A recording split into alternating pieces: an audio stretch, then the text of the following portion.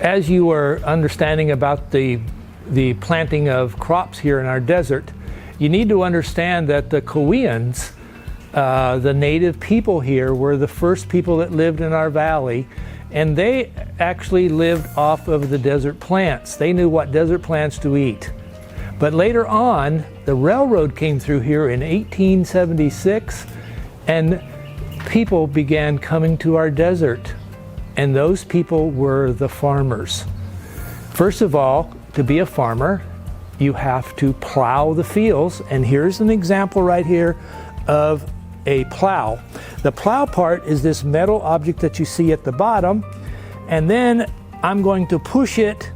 And so it's called a push plow. And you simply push it through the soil or the dirt and plow it up so that it's soft enough to plant the seeds. So the second thing I do is plant my seeds, and finally the third thing I get to do is harvest all of those crops. Not only do I grow food for my family, but I also have to grow food for all of those animals that I have. Good day, everyone. My name is Bill, the blacksmith, and I'm going to show you around our blacksmith shop. Now, the blacksmith, of course, was probably one of the most important people in the town. So why was he the most important? Well, it was because he made things out of metal, okay? If I made things out of gold, I'd be called a goldsmith. If I made things out of silver, I would be a silversmith. But he made things out of black iron, and so he was called a blacksmith. Smiths make things. He made things out of black iron. What could he make? One of the things that he could make was this axe, okay? And this axe could be used to chop down trees. You could make a whole log cabin with this axe, okay? Another thing that came very important was this shovel. Now, you will notice that these have wooden handles. So not only did he make things out of metal, but he also made things out of wood. For instance, he could make wood handles. He could make the parts for a wooden wagon. He could make buckets made of wood. So he was an expert in making things out of wood plus metal, okay? One of the things that I want your teacher to talk to you about is this saying: necessity is the mother of invention. She can explain that to you, or he can explain that to you. I'm going to talk to you a little bit about it. If something is necessary, it means there's a reason for it. And in this room, you're going to see all kinds of tools that were invented to do a certain job, okay? And the blacksmith could make those things, or he could repair them. For instance, if you wanted a hook to put on the wall, then he could make these hooks for you, okay? If you had a wagon, this is a forged piece. You can see it's very, very heavy. This was forged here, so it was bent and forged so that you could use it on your wagon. This is a hatchet, not to be confused with the axe. The hatchet would have been used for smaller jobs, okay? Now, over here I have my vise. The nicest thing about my vise over here is that it's like having three hands, okay? So if I want to work on this, I take whatever I'm working on, I put it in my vise, and then I have the two hands to work on it. So the vise was very important in our blacksmith shop. Okay, the next thing we're going to talk about, this is called a grinding stone, and it's called a complex tool because it moves.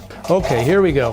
Now what I'm going to do here, the thing to remember about this sharper the tool, easier the work, okay? So what I do is I take my hatchet and I put it right here. And that sharpens it. Now, one of the problems though that I have is something called when two objects rub together, it's called friction. And so friction, if you rub your hands together, they get hot. Well, guess what? If my stone may get hot, my hatchet may get hot. So what he did is he put this can here with water. Water drips down, keeps my stone cool, and it also keeps my hatchet cool, okay? This is a very large coal forge. This would be for large jobs that the blacksmith might have to do. He might make big rings for the wagon wheels. So this would be for big jobs, but for smaller jobs, I'm going to come over and use this forge.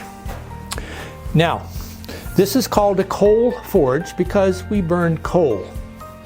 What I want to do is I want to make these horseshoes fit the horses, okay? Now, you should know that horseshoes are nailed onto the horse's hooves. The thing to remember about horses' hooves, guess what? They are made out of the same material that our fingernails are made out of. So, when we cut our fingernails, do we experience pain? No. So it does not hurt the horse to nail the shoes onto the horse's hooves. Now remember, horses' hooves, because they're like our fingernails, they can split when they step on a sharp rock.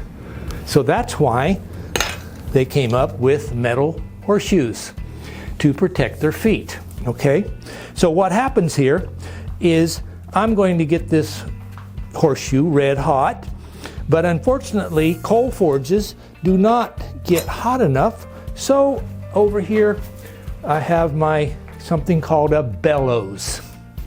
And the way the bellows works is it blows air into my fire, and I can do that by just simply cranking this fire.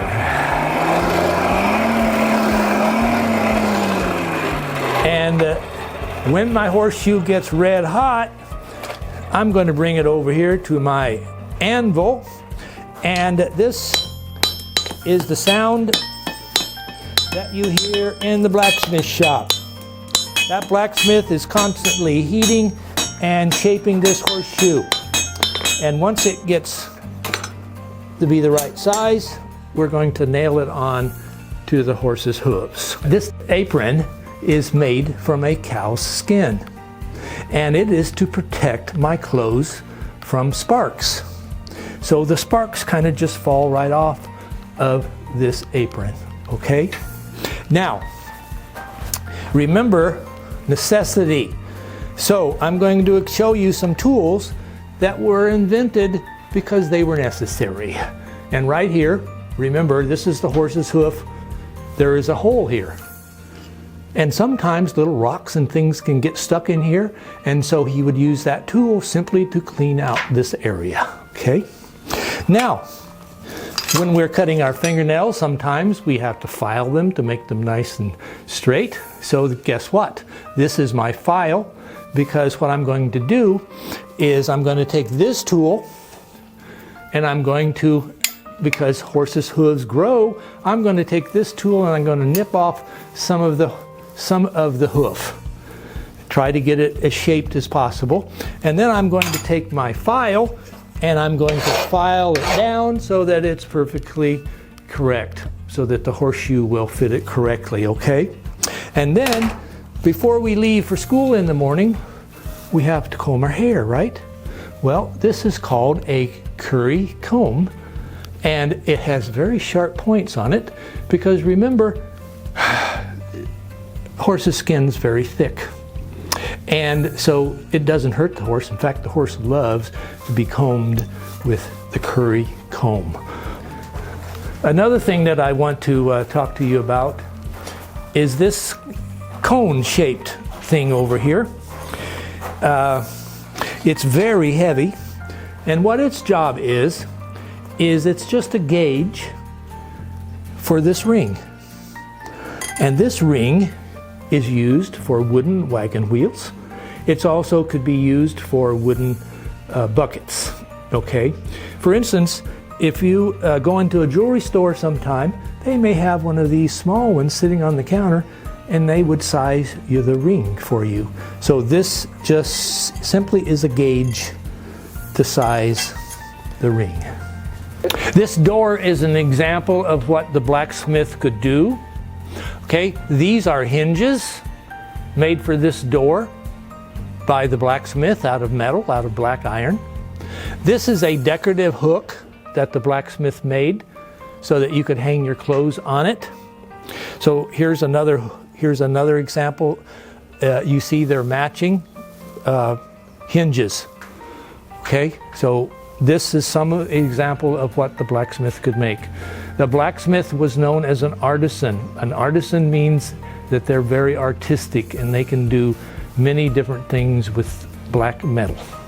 As time went by, in the early days here, your mom, if you were a girl, they taught you everything you needed to know.